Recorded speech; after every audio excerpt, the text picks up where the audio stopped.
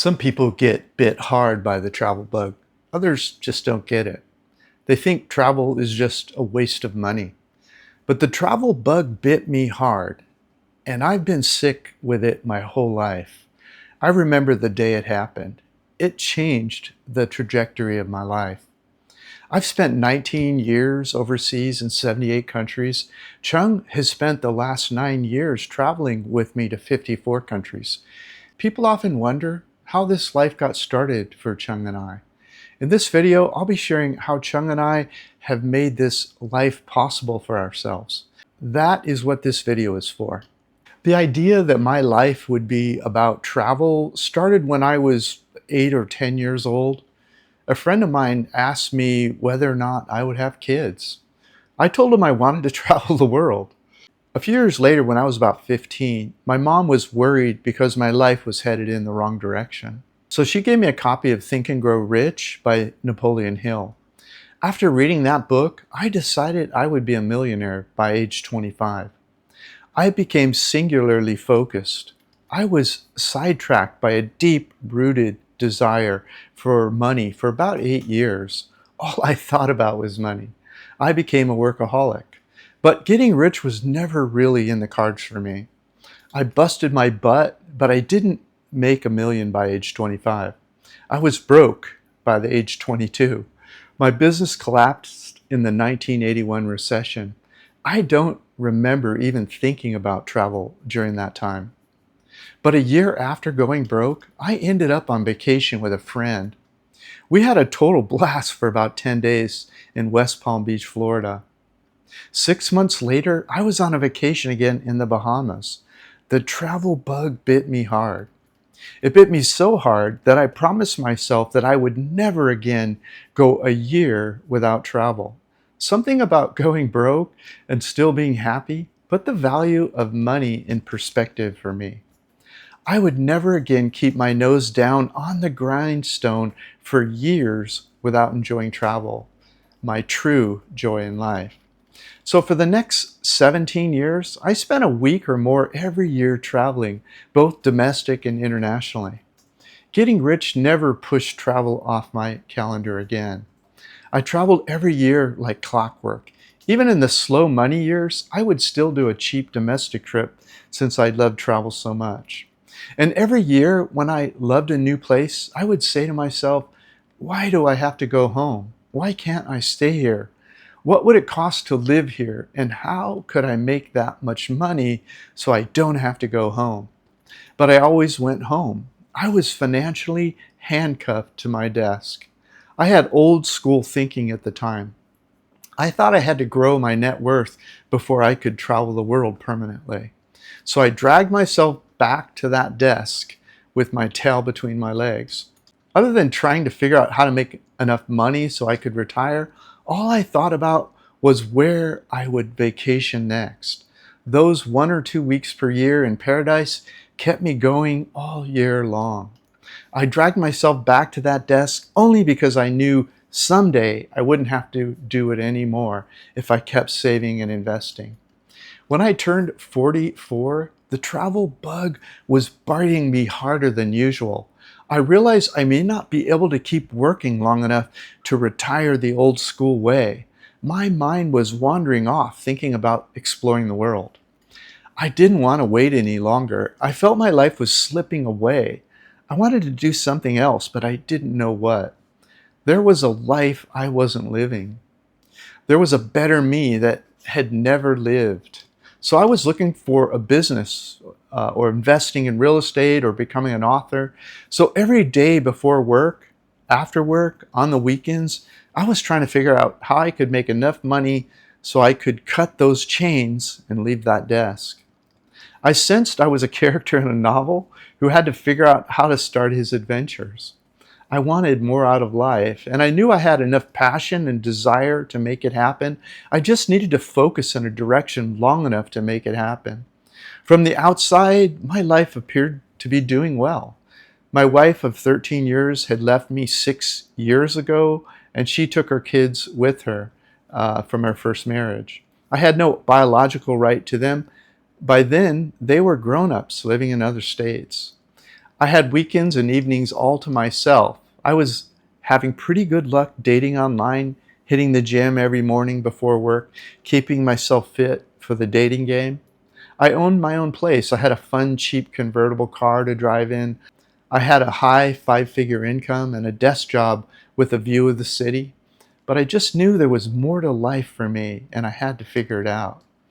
I knew I wouldn't be able to stay at that job until retirement age. That was 20 more years.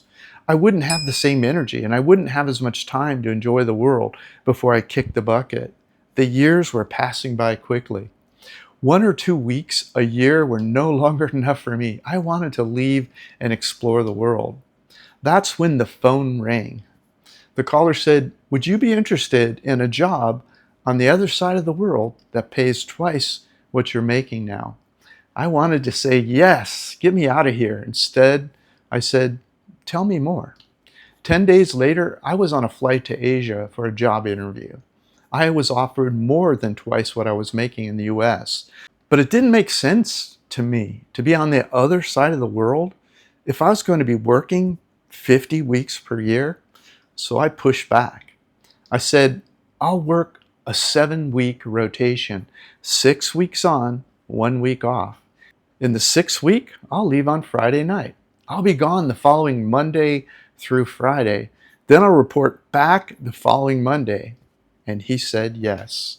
So for the next 3 years, I had 7 weeks vacation per year on the other side of the world.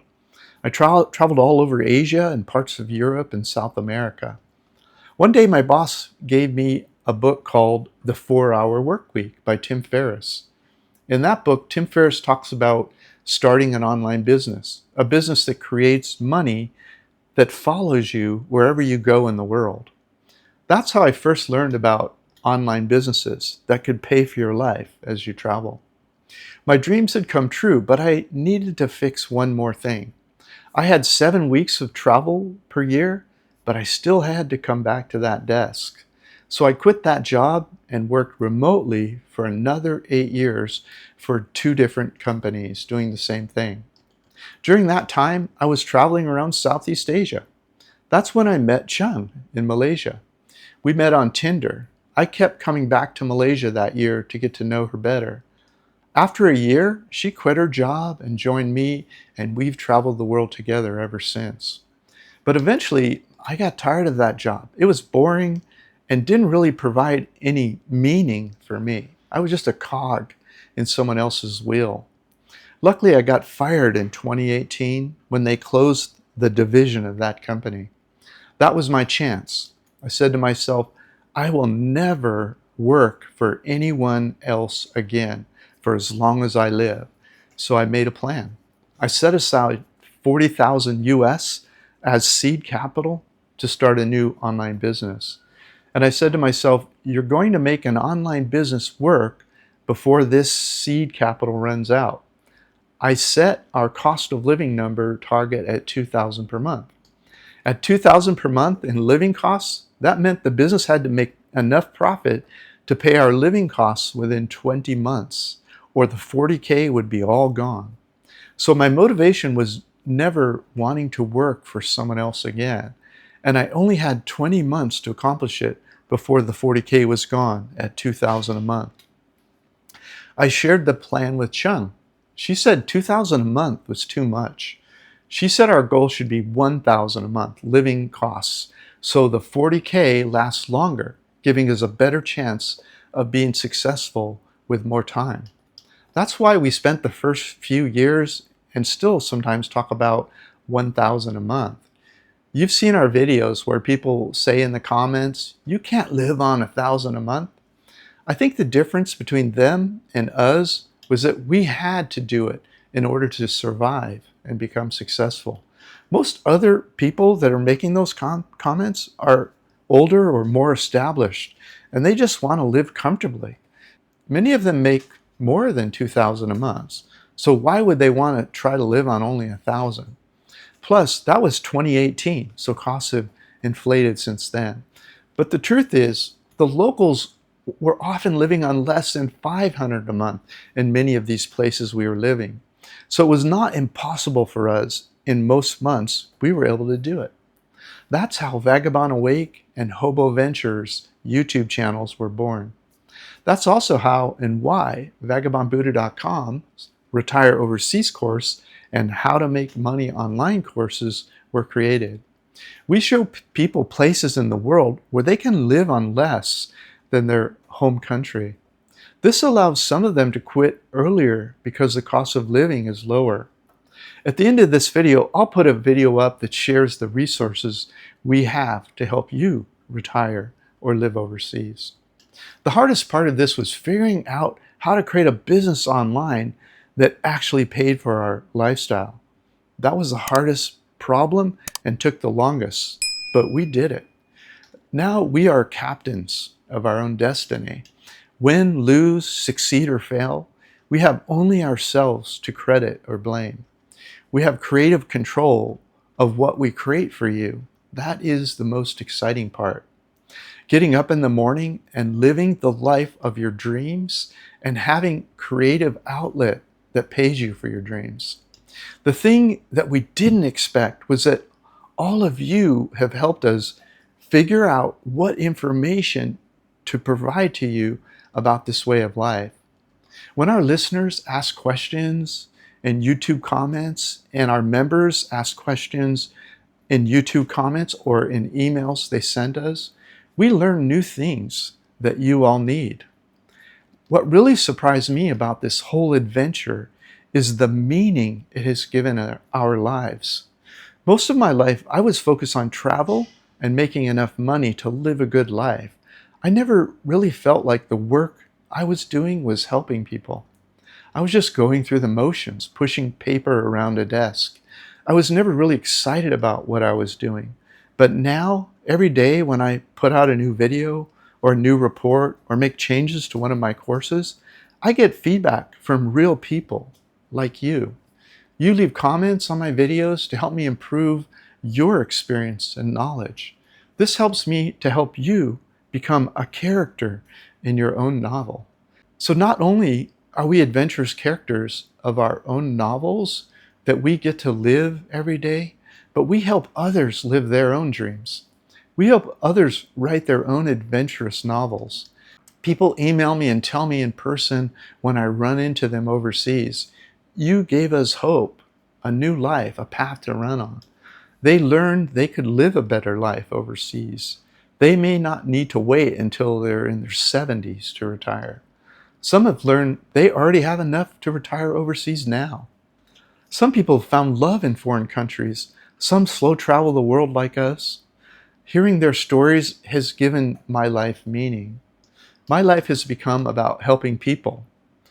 A day rarely goes by when someone doesn't thank us for making their life a little easier or more adventurous in some way. And that's what has made this the greatest adventure of my life. Scan this QR code to get a free copy of my ebook that will share the 10 things you need to do before you leave your home country. The video in the upper left-hand corner will teach you the resources we have to help you retire overseas. And the video in the upper right-hand corner will take you under the hood of a business that creates money that follows you all over the world. It's my business.